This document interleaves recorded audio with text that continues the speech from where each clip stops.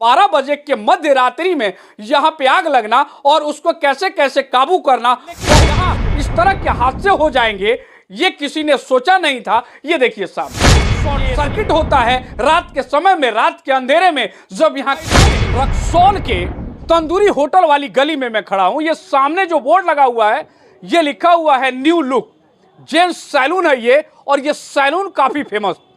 लेकिन इसके हम इस समय यहां क्यों पहुंचे हैं उसके सबसे बड़ा कारण ये मैं बताता हूं कि यहां पे बृहस्पतिवार को मध्य रात्रि में यहां पे आगजनी होती है, और कैसे आग लगती है इसके पीछे का कारण जो है वो शॉर्ट सर्किट बताया जा रहा है। अंदर की तरफ आइए, मैं उन तस्वीरों को दिखाता हूं और बारीकियों से मैं एक एक को बताता हूं कि आखिर क्या क्या इनका जला और कैसे नुकसान हुआ इनका। आइए अंदर की तरफ।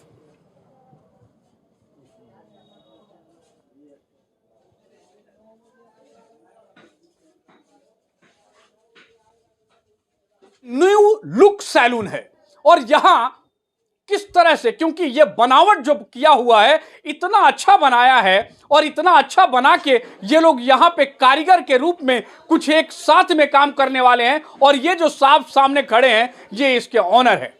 इन्होंने बैंक से फाइनेंस कराया और अपने न्यू लुक जो ये सैलून है इसको अच्छी तरह से संवारने की कोशिश करी। लेकिन यहां कुछ हो जाता है, ऐसा कुछ सोचा नहीं था इन्होंने कभी कि ऐसा भी कुछ हो सकता है। शॉर्ट सर्किट होता है रात के समय में, रात के अंधेरे में, जब यहां कोई नहीं होता। यहां पे जब सीधा लॉक लगा होता है उस रात के अंधेरे में यहां शॉर्ट सर्किट से आग लगती है। यह जगह को मुझे थोड़ा सा आप लोग दिखाने की कोशिश करिए। यह देखिए आप, यहां पे बैटरी है और बगल में 2 इन्वर्टर लगे हुए हैं। यह देखिए 2 इन्वर्टर, बैटरी, और नीचे की तरफ एक मोटर लगा हुआ है, क्योंकि ये पानी की सप्लाई के लिए इधर की तरफ एक गीजर लगा हुआ था। भाई साहब थोड़ा हटिएगा, ये जगह पे गीजर लगाए गए थे, और जिस गीजर के थ्रू, क्योंकि गर्म पानी और ठंडे पानी, बड़ा व्यवस्था जो है इस न्यू लुक की व्यवस्था काफी अच्छी थी।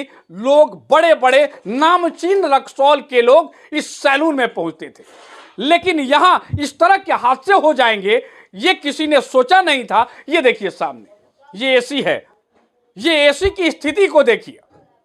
ये स्थिति देख के तो ऐसा लग रहा है कि जो शॉर्ट सर्किट जब लगा है तो आग जो है काफी भयावह है, और शॉर्ट सर्किट के वजह से जो परेशानियां होती हैं, क्योंकि आग जो है आपने कभी देखा होगा, नॉर्मल एक आग लगती है और एक शॉर्ट सर्किट से आग लगती है। शॉर्ट सर्किट से जब आग लगेगी तो उसका करंट फ्लो काफी दूर तक होता है। वैसे में अपने आप को बचाना और इस आग पे काबू पाना भी मुश्किल हो जाता है। तो यहाँ पे नाम क्या है आपका? मोहम्मद इम्तियाज अंसारी।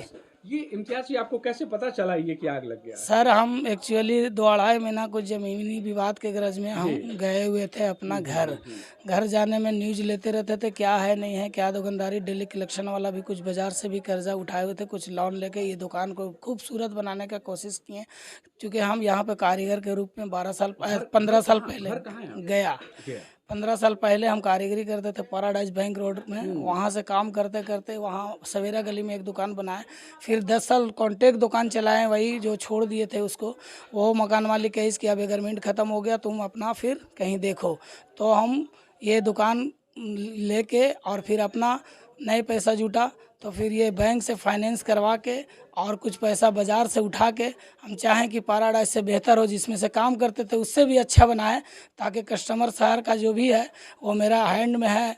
भैया चचा करके हमको प्यार से जो भी होता है वो कभी कहता नहीं है कि हाँ तुम यहाँ से जाओ। इसलिए कि हम पूरा बेफिक्र हो के अपना कर्जा ओवरलोड लेके भी और इस चीज़ को बनाए चला रहे थे। बाल बच्चा को सारा कुछ लास्ट में ज़मीन खरीदे थे, बैंक का लोन था, लॉकडाउन लग गया तो उस ज़मीन को बिक्री करके हम बैंक को, पंजाब को 7 लाख कुछ रुपया ये सेटलमेंट नहीं करा के हम उसको चुकता कर दिए। गया से चल के यहाँ आके और अपना बिजनेस सेटल करते हैं, और बिजनेस सेटल होने के बाद ये परेशानी आती है।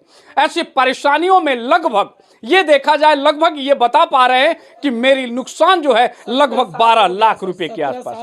17 साल यहाँ देखिए, 1 साल में हो गया सर मेरा। यहाँ अलावा कहीं मेरा जितना यहाँ जान पहचान हो गया सर, मेरा गांव में भी जान पहचान उतना नहीं है। क्या समझे, हम बीच में ड्राइव भी करते, गाड़ी भी अपने से चलाते थे, वो सारा कुछ करके मेहनत करके हम ये करना चाहते, किसी को कोई नुकसान करके नहीं करना चाहते थे। कुछ खुद अभी समझ में नहीं आ रहा कि क्या बोले क्या नहीं बोले। उस वक्त हम बोले कि 5 लीडर के फ़ोन करो, तो ये लोग निकलने के गरज में अभी ये सेटर में भी करंट पकड़ रहा था और फ़ोन फेंक के एक ठो कारीगर का फ़ोन भी जल गया। जो हम बोले कि पहले फ़ोन कर लो वहाँ, तो इन लोग मेरा बात नहीं सुना, किसी को बुलाया नहीं, अपने से मिलजुल के बुताया। खैर बहरहाल जो भी है, तब देख ही रहे सर, इतना नुकसान है, हम कहाँ से भरपाई करेंगे। वही मेरा ये कहना है कि सरकार से कि किसी तरह से हमको बैंक का लोन से इजाफा करवाइए सर, कुछ मदद करवाइए सर। वो लोन और बैंक से, क्योंकि आपने लोन कराया है, सरकार आपको मदद करेगी, ये सब बातें समझ में आ रही। आप इसके लिए एप्लीकेशन जहां देना है, जिन जिन पदाधिकारियों के पास देना है, आप एप्लीकेशन तैयार करिए और उन एप्लीकेशंस को आप उस जगह पर फॉरवर्ड करिए। और आपको जरूर, क्योंकि ये जो कारीगर हैं, इन कारीगरों को अगर किसी तरह का पैसे, एक तो ये लोन लेते हैं, लोन लेके एक काम करते हैं, तो सरकार की बहुत बड़ी एक महत्वाकांक्षी योजनाओं में है ये कि गरीबों को एक आशियाना मिले और उसके बाद उनको एक रोजगार मिले। तो वो रोजगार तो मिला, अधिकारियों के पास जाना पड़ेगा। सरकार से यही गुहार लगा रहा सर, किसी तरह से ये 5-6 ठो के बाल बच्चा जीता था, जिसमें हम भी ये अपना बाल बच्चा को जिलाते थे। सारा कुछ कर्जा हम अपने नहीं खा के और बिल पेड करते थे सर सरकार को। वही चाह रहे हैं कि किसी तरह से हमको दुकान खड़ा कर दे फिर से, कि हम रोजी रोटी चलाएं, और जो बिल होगा सब एकदम भरेंगे, नहीं भरेंगे तो दुकान बंद करवा दीजिएगा। आप विश्वास रखिए, जरूर इसका कुछ ना कुछ समाधान जरूर अच्छे में निकलेगा। बहुत बहुत